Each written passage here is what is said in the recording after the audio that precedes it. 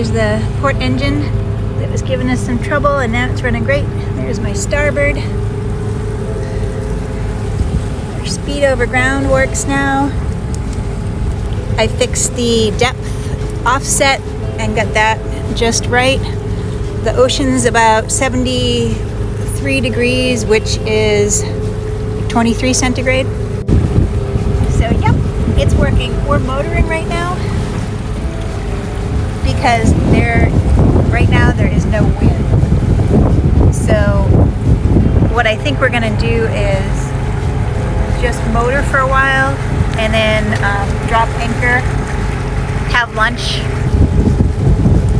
chill out, and enjoy what is a really, really beautiful day out, and just spend the whole day out here. See if we see any dolphins. Probably won't see manatees because we're not over in the cove, but should see dolphins today.